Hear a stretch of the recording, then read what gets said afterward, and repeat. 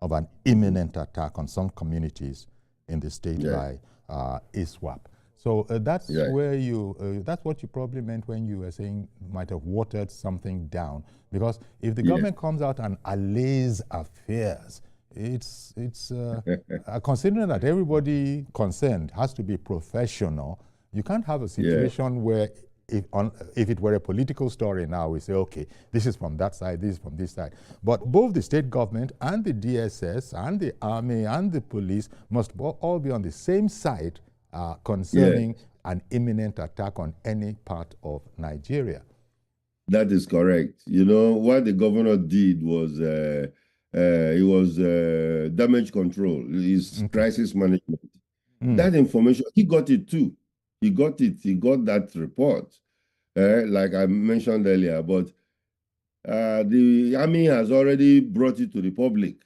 And as it is already being carried by the newspapers, I think the governor has to step in quickly. You know, to do the damage control, because if they allow it to go on, you know, and anything happen later, and they will say, oh, people don't care or something like that. So I see. The original problem or the original mistake was not to, you know, publish that letter that came from the DSS. Even though it was leaked to them. And this is again where sometimes it shouldn't be leaked.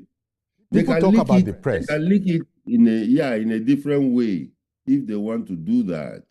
You know, there is a way to leak it or just inform the public, you know. But to say, oh, the DSS, because when it comes direct, that's direct intelligence coming from the DSS.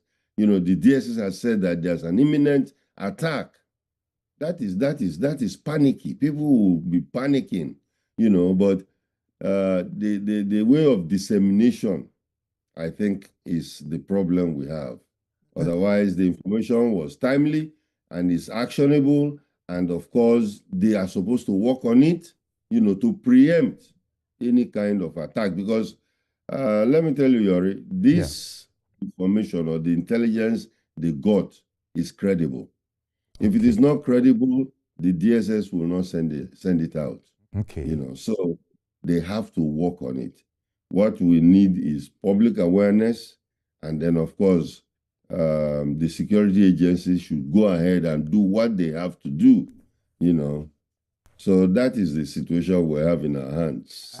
I hope this won't affect things going forward, where, I mean, in terms of intelligence sharing and the different duties going on in the whole security community, which must all dovetail into the same place, I imagine, because we can't have security people working against themselves, not being aware that, okay, this side of us has put out this side of us has put out this. And as you said, the government owes it to come in quickly before it is seen that it doesn't seem to have situational awareness, you know, about what's going on in the state. And if no less than the Department of State Security has alerted. So, but again, I don't know what this really says about the press, because against the backdrop of what you have just told us, and the press is quoting a leaked source, so it's not bad. It's not a bad story. It's just that you're saying that, well, procedurally, there are confidential communications that needn't be shared. They know, the people who receive it know how to action these matters. But once we have this now, so everybody, you know, we're up. Everybody is just like looking at, are we safe? And then this Islamic State of West Africa province, ISWAP, why are they, do you have an idea as to why they might still be interested in our matter and attacking Nigeria? They never see another country somewhere else to go and carry their wahala to. Why is it always Nigeria? You know, we have the ISWAP means Islamic State of West Africa province. Yes. It is a breakaway from Boko Haram, and then, you know, there was a disagreement in Boko Haram, and these guys break away from Boko Haram. Okay, and when they break away from Boko Haram, there were some other, some Al Qaeda elements from Libya who came and joined them. You know, and when they joined them, They are, you can listen to their name, Islamic, what's that name now again? The Islamic, IS is Islamic State, Islamic Province, State, okay? West Africa Province. Yes, Islamic State of West African Province. Now, the whole idea is that they are going to, take over West Africa. Okay. Even in Ghana, they are a problem to the government of Ghana, and that's their plan. And of course, Ghana is really dealing with them because Ghana didn't give them the leeway that we gave them in Nigeria, So they have been, Nigeria has been porous for them, very porous, and they are coming in. And most of those areas, besides the bandits, some of them are still occupying those ungoverned spaces we are talking about. And of course, their own idea, the bandits' objective is to capture people, steal money, kidnap people, yes, money. But Islamic State of West Africa Province, their own objective is to run over the whole of West Africa and create a caliphate of Islamic State, Islamic State in West Africa.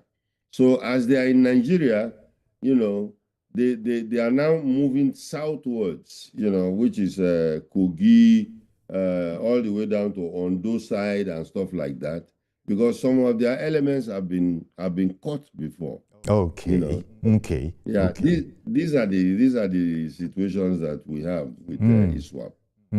Okay. Let me hold on for a call now. Good morning, Mr. George in Ikeja. Good morning, Uncle Harry. Thank you for calling in. Thank you, and good morning to Mr. Amakri. Uncle Harry, I noticed that Mr. Amakri is still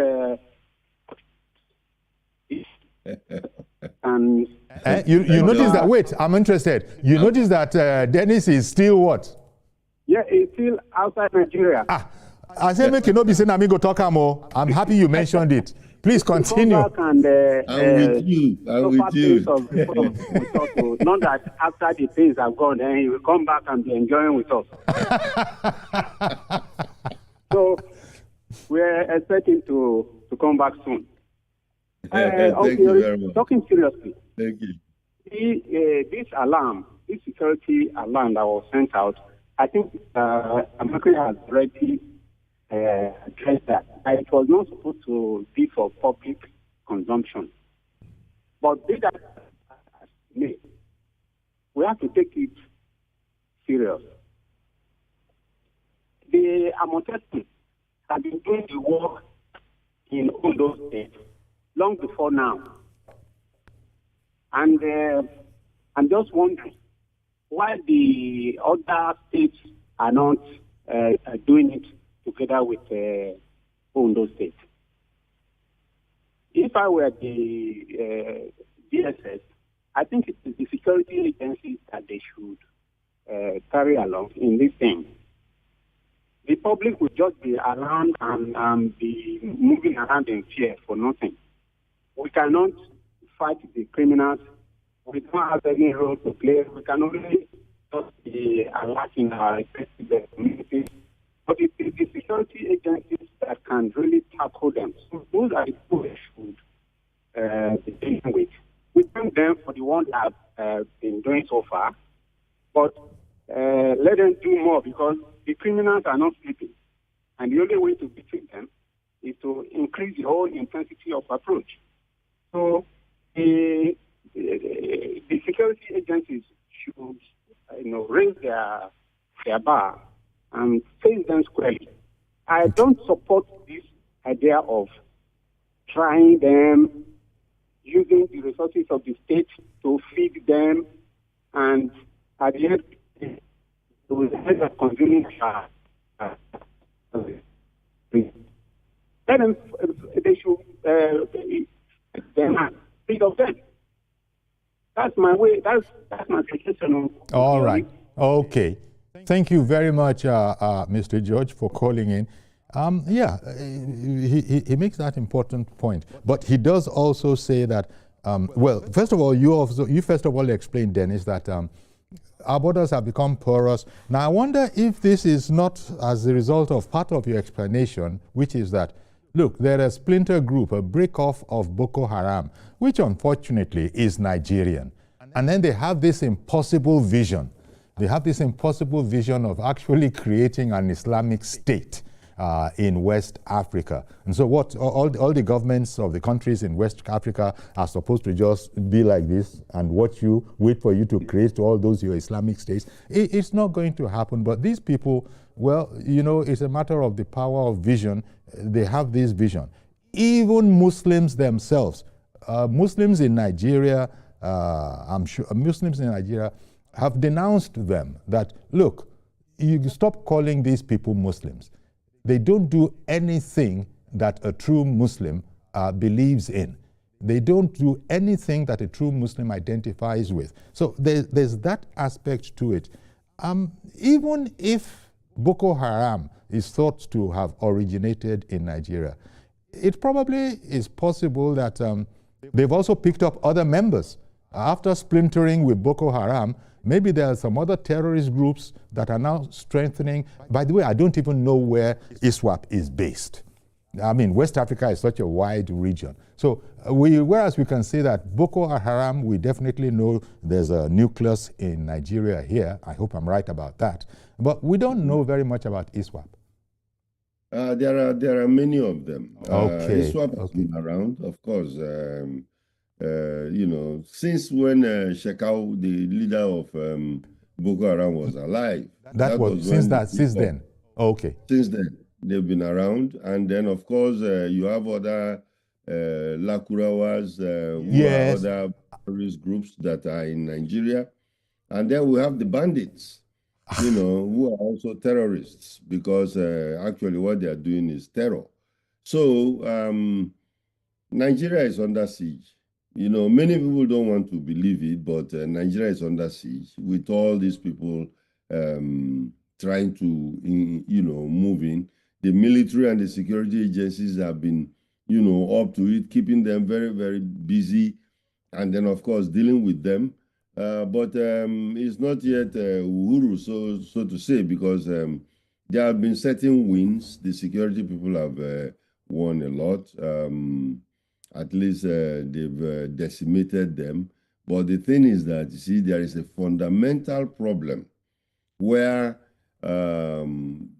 they continue recruiting, you know, people because we as Nigeria has not addressed that poverty question or the unemployment question, you know, and then, of course, ethnic question and religious questions.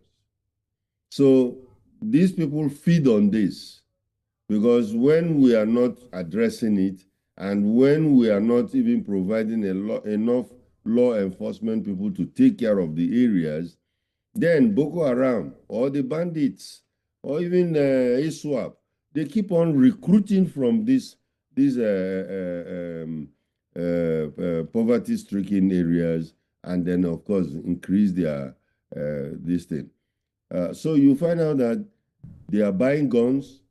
They have a lot of money because, of course, they are also moving into things like our solid minerals. A lot of them are being taken away by these particular terrorist groups, you know. So they make money out of that. They make money out of kidnapping. And then, of course, they buy weapons which they are fighting our armies with.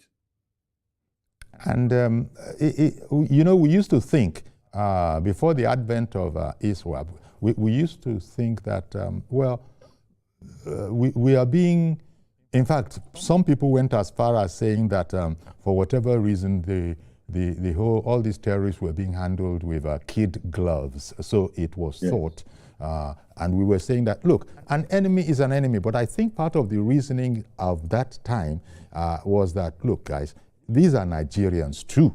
It's a different thing if it were faceless or there was no connection. These were external enemies. But I think Nigeria adopted the attitude, you would know better about this, that no, we can't bring the whole weight of our military might to bear on these people who might also be, not who might, who they know are also, Nigerians. Is that yes. still in currency, that idea? Well, yes, I think some part of it is still around, where people are really accommodating terrorists in the country. Recently there has been a picture that has been, viral all over the place with bandits, with guns, having meetings, in our country. And these bandits, trying to have some kind of, should I say, meetings with communities in areas that the presence of government is not felt. Mm-hmm. When we went to even get the Tucanos, remember those Tucano jets? Yes. We wanted to use them on the bandits at that time, and the American government said, no, you can't use it on civilian population, especially your own situation. And we told them that these are terrorists.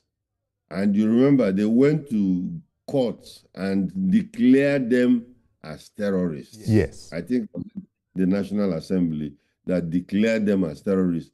And it was after that we now got the Tucano jets that came in, but by the time we got those Tucano jets, the battlefield has changed, because these terrorists cannot be, you use it for external enemy, because when you try to use it to bomb people, you bomb your own people too. Yes. There's a lot of collateral damage. So all these incidents of friendly fire, Exactly. So we've been in and out of this, but I think we need a very strong political will to deal with these people. We cannot mix the security with politics, where some people will call, even if they are Nigerians, from what they are doing, are you going to say that somebody who is an armed robber in Nigeria, because he's a Nigerian, we should leave him alone? We have to deal with them, put the whole weight of the law on top of them, and then deal with them. So I don't think that argument is tenable, that we are trying to use kids' glove. I don't think we should. Okay. Anymore. Yeah. But when this reminds me of the Sheikh Gumis of this world, who actually is speaking openly and saying that, leave them to me.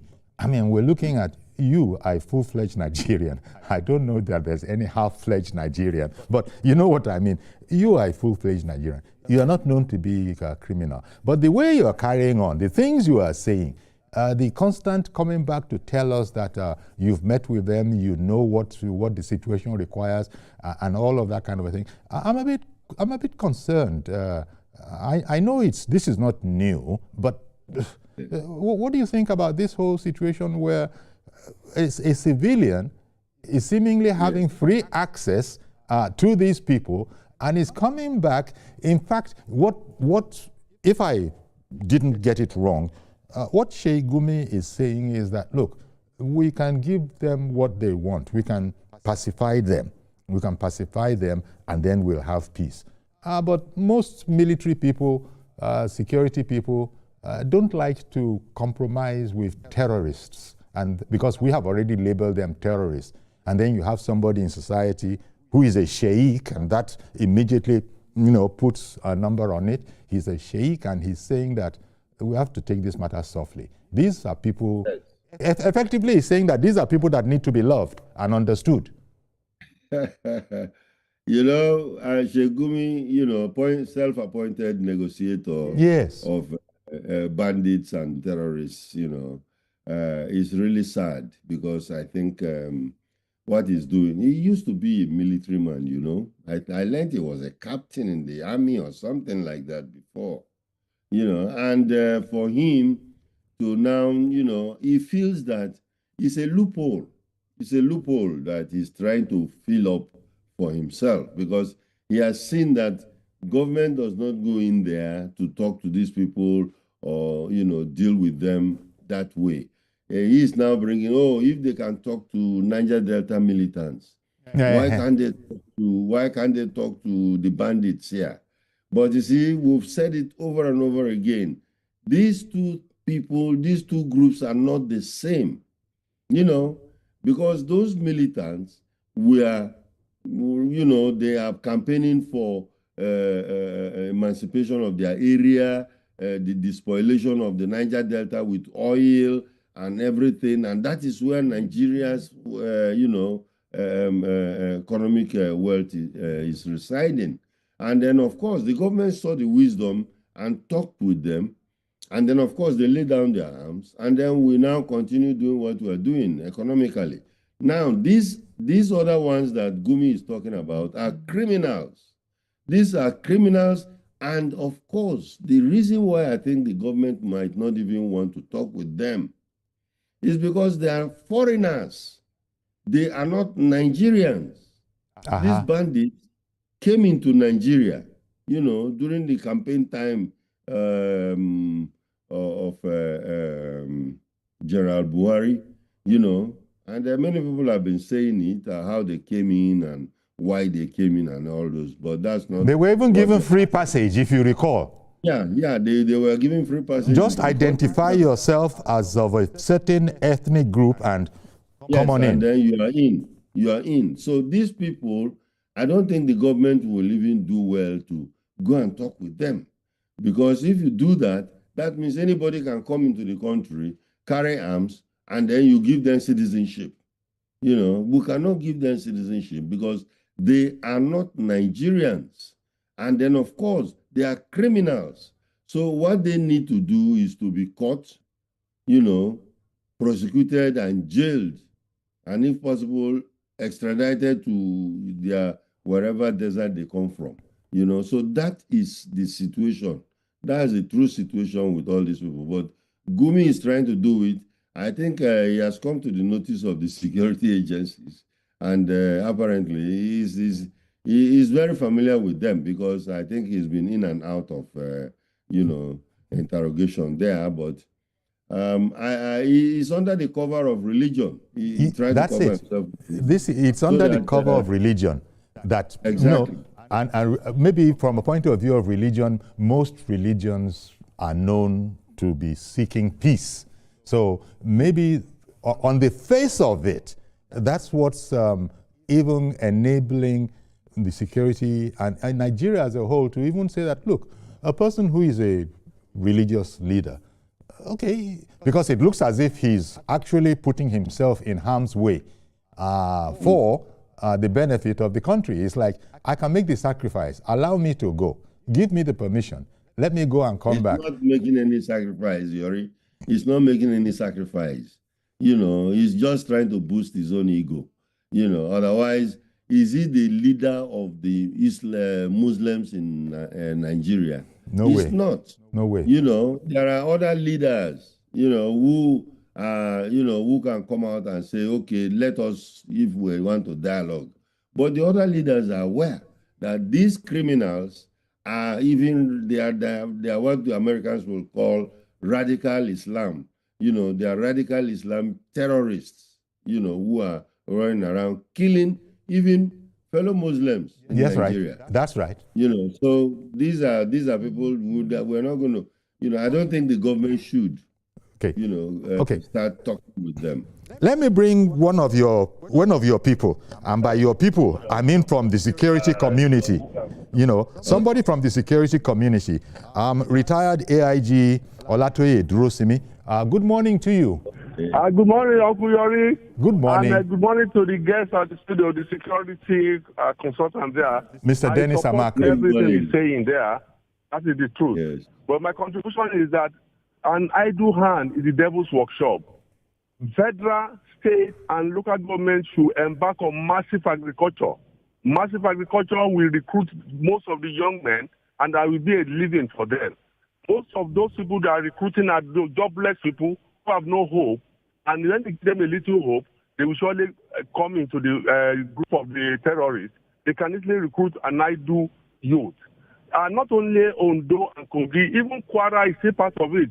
These people are moving around to recruit innocent people and give them lecture as the help waiting for them, and easily they can get more members. We must go into agriculture because that is the highest employer of labor in Nigeria, and we must modernize agriculture and bring young men and women into this. This will give them less number of people to recruit. And in addition to that, the Commissioner of Police, the Director of SSS should be properly equipped so that they can be able to stop this thing from happening. It's prevention, they say, is better than cure. That's my contribution on this one, Uncle Jerry. I want to thank you very much, sir. Thank you for calling in with that. Dennis, I'll take a quick break now. I'll come back. We'll then continue the conversation. Stay with us, please.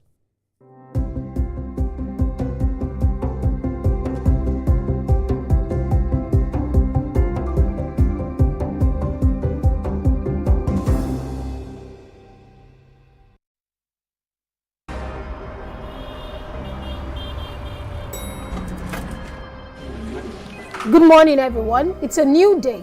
Veronica, where are you at this time? I am here. I'll see you in 5 minutes. Hi, Olamide. Hey guys, I'm just at the rooftop, keeping my finger on the pulse and my eye on the street. Hey Toma, good morning. Hope you're up and ready for the show today. Yeah, I just got to the office now. Have you contacted Abuja? Hello guys, we are set and right on our way to the studio. And the guest is standing by. Hi, Ria. I'm almost ready. Just let me get my glam for the show. Good morning, Ibrahim. What about the dailies? I just grabbed the papers. I'm on my way. Good morning, guys. Hey. Right. Nobody knows how the day will go, but every day starts with breakfast. Start your day right here on TVC Breakfast every weekday from 7 a.m. only on TVC News.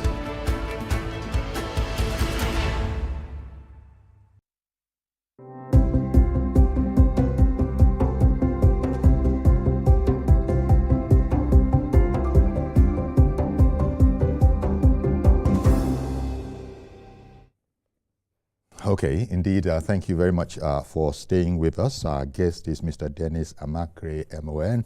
He's a security consultant and he's formerly of the Department of State Security. Thank you very much for staying with us. So, in case you've just joined us, well, the recent security alert memo that was, done by the state security services and specifically addressed to the 32 Artillery Brigade of the Nigerian Army in Akure, has been getting a response. Certainly the commissioner over there, the Commissioner for Information and Orientation, Idowa Janaku, has said that government is aware of the memo. First of all, the memo wasn't to you, it was to the 32 Artillery Brigade, but as Dennis, our guest, was saying, it was leaked. Before I continue, let me take Mr. Ade in the UK. Good morning, Mr. Ade. Good morning, Mr. Ayori. Good morning to you. Good morning. But I believe you are here. Yes, we can hear you. Okay.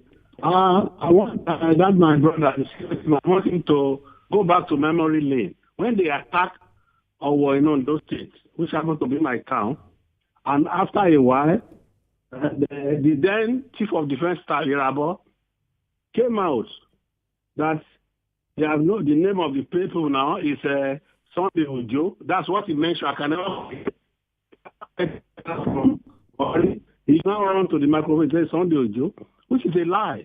Now look at the people they are trying. There is nothing like Ojo among them. You see, that's to tell you that our problem in Nigeria, the foreigner that invaded our country, and if you put agriculture everywhere in Nigeria, it doesn't solve the problem. Until they get the root of those sponsors who are sponsoring terrorists. They are coming. I have to call my people in my town now that the center is coming on those states. If you are going to church, please don't be aware. Stay by the door side and be watchful. Because everybody is afraid. Because these people, they know them. Yes. They have sponsors. They don't deal with the sponsor. You see? The U.S. can lie to them like that. I don't look at them on trial. So this is a mafia thing. So they should take it seriously. It's not about agriculture or anything. So they should take it seriously. Buratai should be arrested. giving them those say they are repentant, and he give them uniform, give them money, everything. They are just playing pranks with our life. It doesn't make sense. The whole world is just watching us. That's why America is accusing of genocide. You see? Because they are not serious. Okay. Don't worry. Thank you very much, Mr. Ade in the UK there. Okay, Dennis, he put quite a number of things within the snippet of that short contribution. I don't know what your thoughts are on his position, especially where we've been told by the authorities that our investigations are continuing and we actually know those who are the sponsors. Nigeria heaved a sigh of relief, say, this matter is going to get resolution. Here our security people say they have reached that place. We know who the sponsors are. And then you and I know, Dennis, they didn't tell us anything anymore. They just went quiet about it. So if you would like to address that whole area, when a security organization feels secure enough, like the DSS, for example, to make those statements that we have certain info, in the fullness of time, we shall let it be known more widely. And then you don't hear anything. You can't blame anybody for feeling that, they've been called off. They've been told to back down, don't go blabbing your mouth anyhow. No, not necessarily. Not necessarily.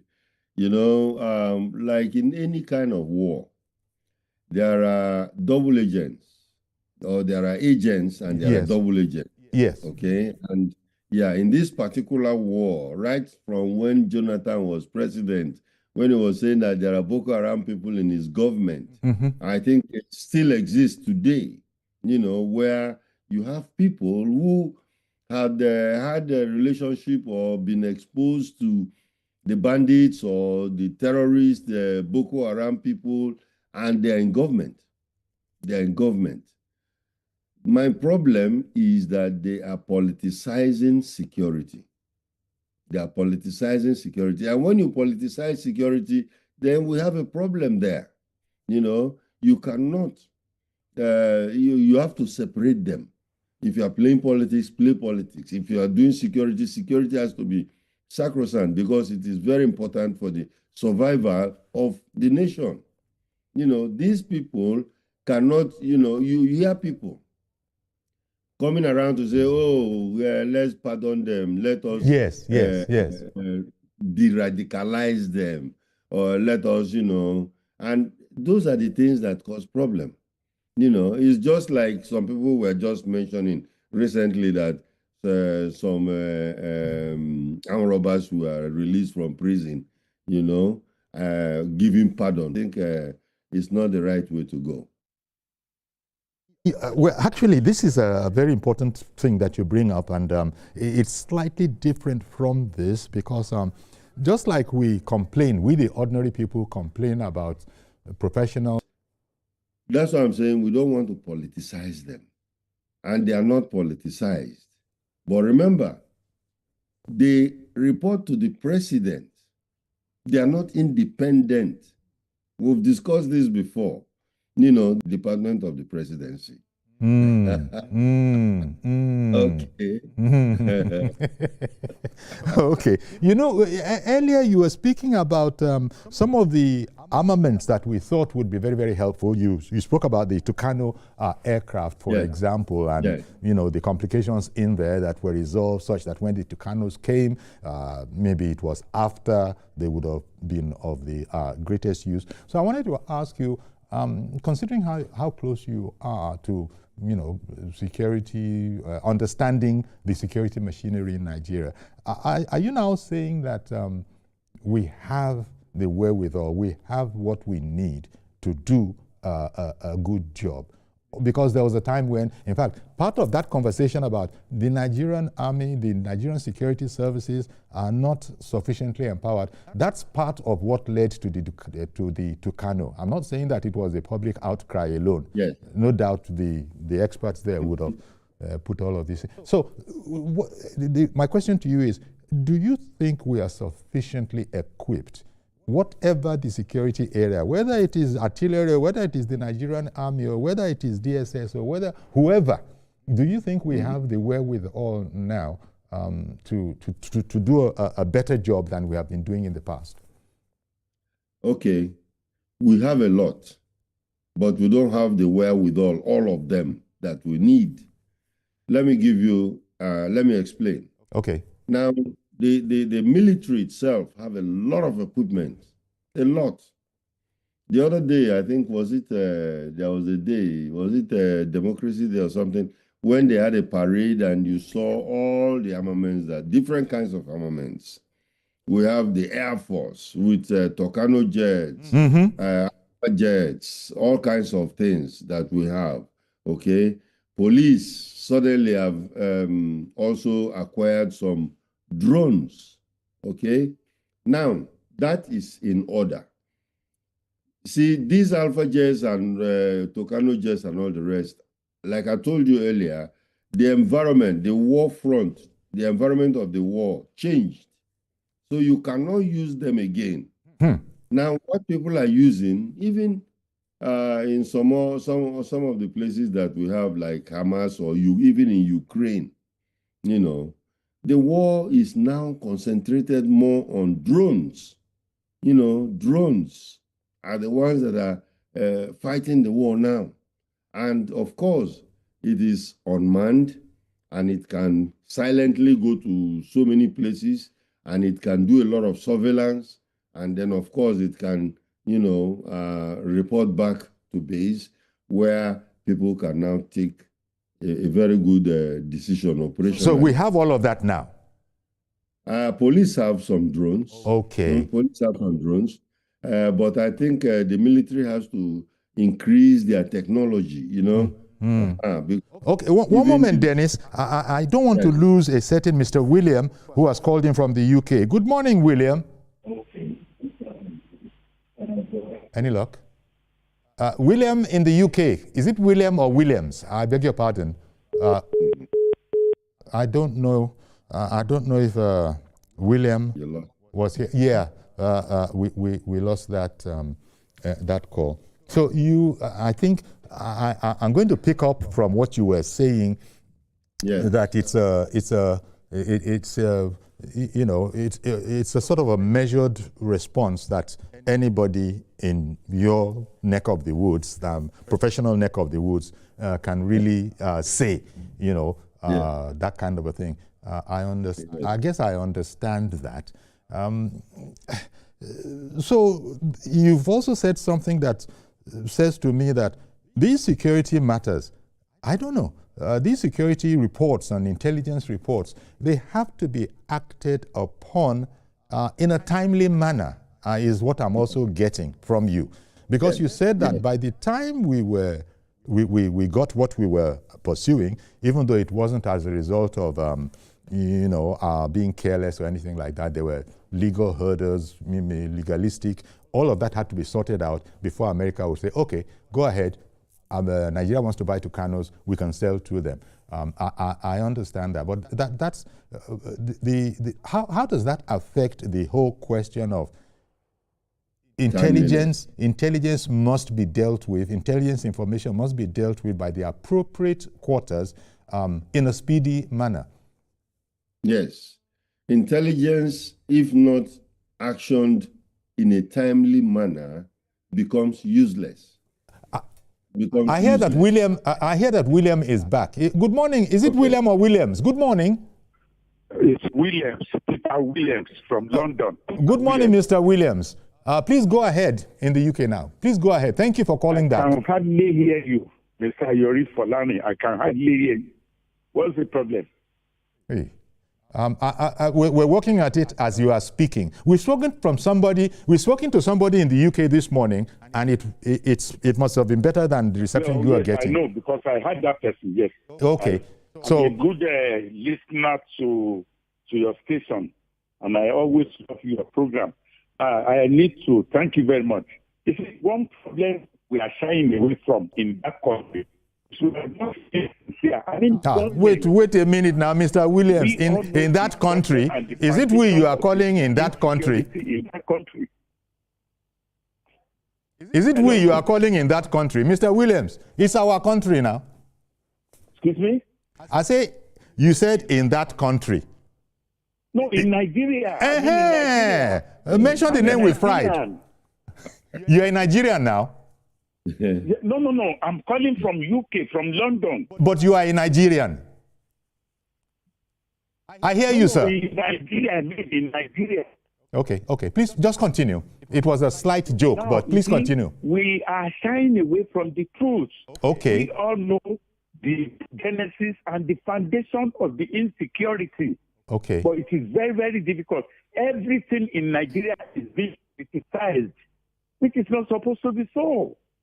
People are dying every day, and the government of this president, our president, they tell us, yes, we're on top of the security challenges. Which on top? We are full of this.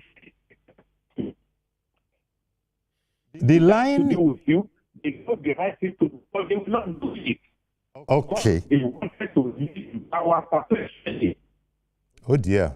Well, thank you very much, Mr. Williams, for calling in and giving us this perspective. I'm also happy that you have also heard some of the comments and responses from the administration in Nigeria. It's just that from the way you are speaking, you have decided that you can take that with a bit of salt. But that's what we're working on here, and we continue to work at it and try to understand. But it's possible. That was why I was making the slight and only slight joke that by the time you refer to us as in that country, I'm sitting here, my back strut up straight, but I understand what you're saying. You are speaking out of frustration. Say, for how long have they been telling us this whole thing? Dennis, you see, we've been in this together. Even Mr. Williams is one of us. We have now become in that country. Yes. So there's a certain exasperation that is sort of seeping out. Mm-hmm. Yori, one thing is very, very clear. I can tell you, I used to work for government, and I went to private sector. I used to work in the private sector before I retired, but I can tell you one thing. Many people don't understand how government runs, because a lot of people will, even politicians, some of them will say, oh, why we want to do this, and when they get in there, it becomes so difficult because, they cannot operate as they want to, So it is not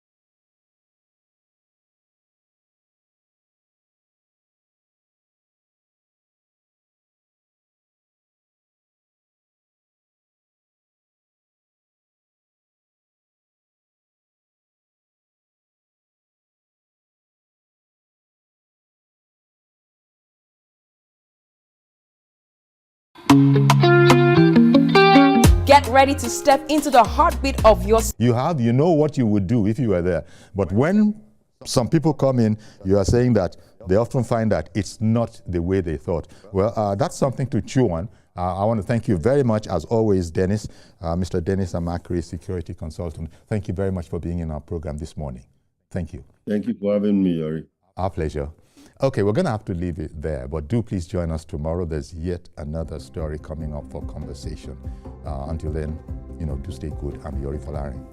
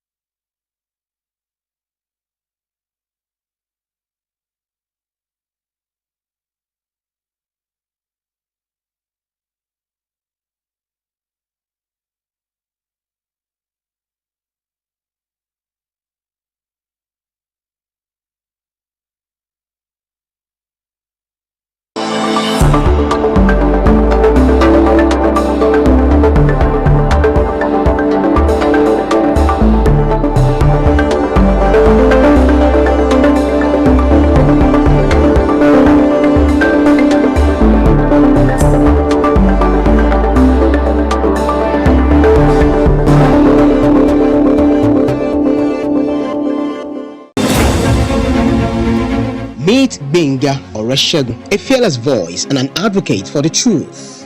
He's bringing fresh energy and bold insights to journalists' hangout.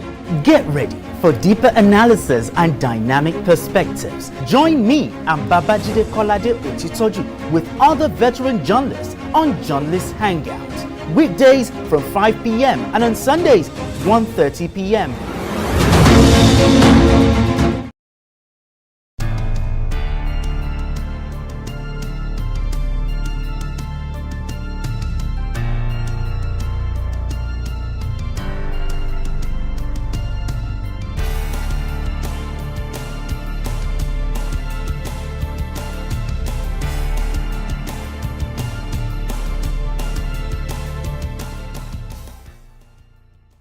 Power, politics, and accountability on fireworks. No seat is too high, no question too hard.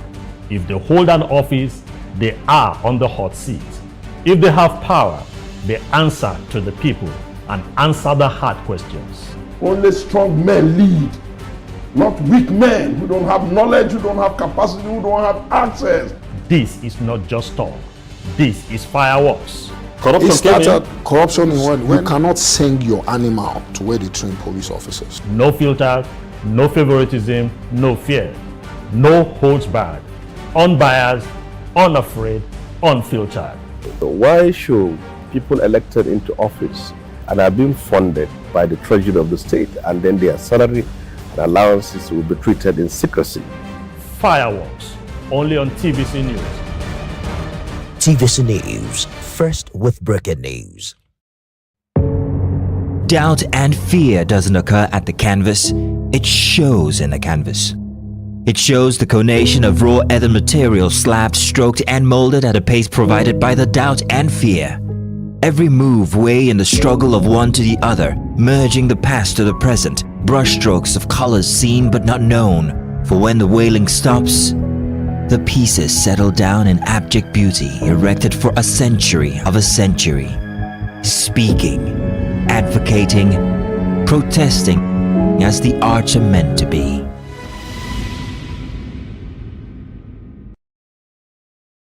Akwa Ibom is my fatherland. God bless Akwa. We will invite all Akwa Ibomites to arise to the faith of greatness with our Rise agenda.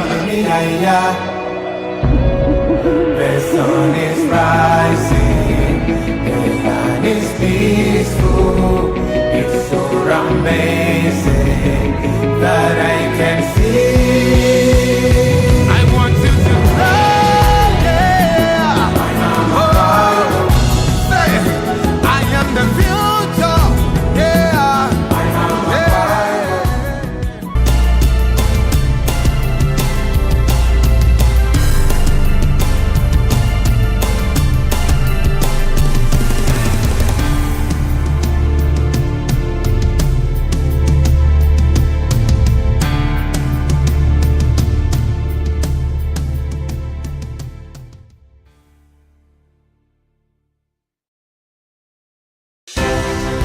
At TVC News, wherever the big news story is happening, we're geared up to break it. TVC News, first with breaking news.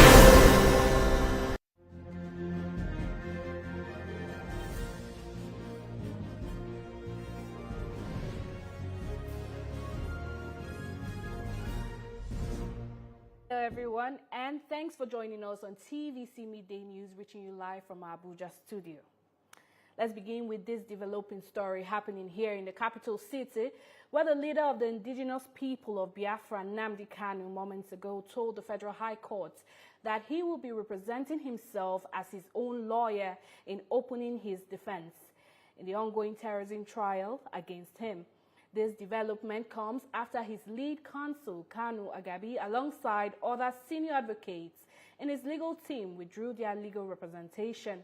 Mr. Kanu also refused a lawyer to be provided for him by the courts when the trial judge, Justice James Omotosho, offered same.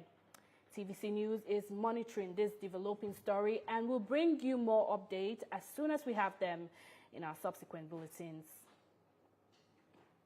And now away from judicial matters, now to politics, the northern stakeholders of the People's Democratic Party say they have adopted a consensus candidate to represent the North for the position of national chairman at the party's November 15th convention scheduled to hold in Ibadan, Oyo State capital. The stakeholders announced the nomination of Kabiru Turaki, a senior advocate of Nigeria from Kebbi State, who will be presented at the convention to lead the party. That is according to the governor of Adamawa State, Amadu Fintiri, after a closed-door meeting held on Wednesday night in Abuja. He, however, clarified that the decision does not preclude other aspirants from contesting, noting that the party's constitution guarantees every member the right to test their popularity at the convention. Governor Fintiri assured the PDP National Convention will be rancor-free, adding that nominations for other positions zoned to the north will be decided at the zonal level.